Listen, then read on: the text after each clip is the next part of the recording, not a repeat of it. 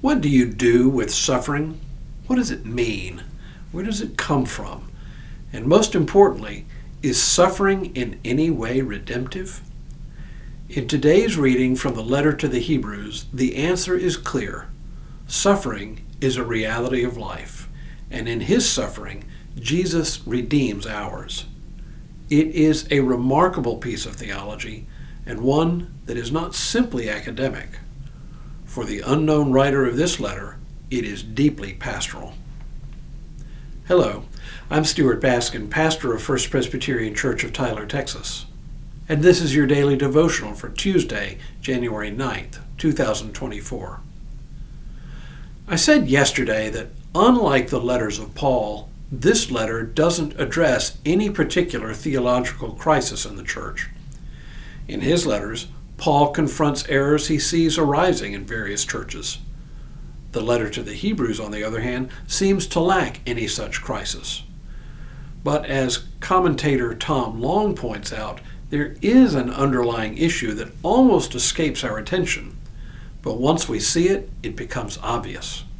And the underlying issue is a church whose enthusiasm for the gospel is beginning to flag. Spirits are low. Many are ready to give up and give in. In a word, they're tired. As Long puts it, they are tired. Tired of serving the world. Tired of worship. Tired of Christian education. Tired of being peculiar and whispered about in society. Tired of the spiritual struggle. Tired of keeping their prayer life going. Tired even of Jesus. Their hands droop and their knees are weak. Attendance is down at church, and they are losing confidence. The threat to this church is not that they are charging off in the wrong direction.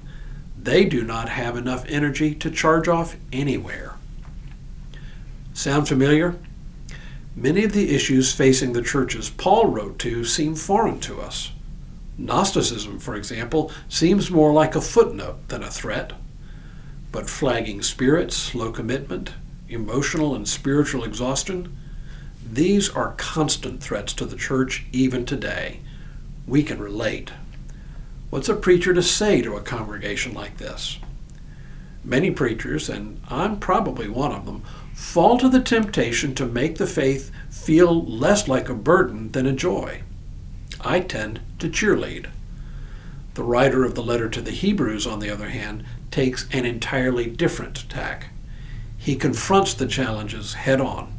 He doesn't sugarcoat it. He doesn't soften it. In contemporary terms, he leans into it. He embraces it.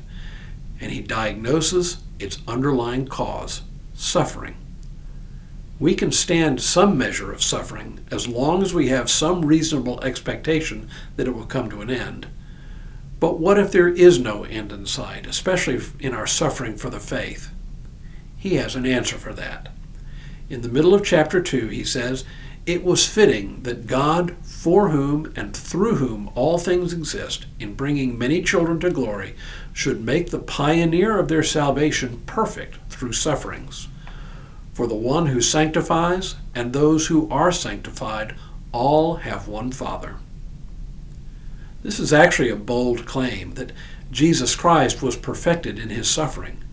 One could get the impression, incorrectly, that Jesus only became perfect through his suffering. But that's not what he means.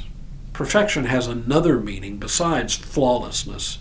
It also means completion, action that completes a series.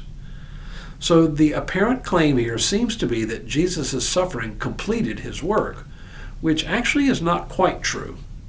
It is his resurrection and ascension that completes his work. So why this claim? I think what the writer means is that his suffering completed the task of our salvation. In his suffering, ours has been taken up and sanctified. It is on the basis of this that he gives his readers and hearers these words of encouragement. "Since, therefore, the children share flesh and blood, he himself likewise shared the same things, so that through death he might destroy the one who has the power of death, that is, the devil, and free those who all their lives were held in slavery by the fear of death.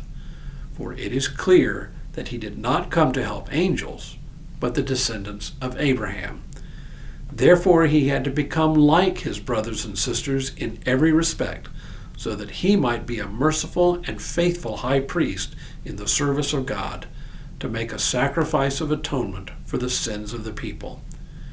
Because he himself was tested by what he suffered, he is able to help those who are being tested.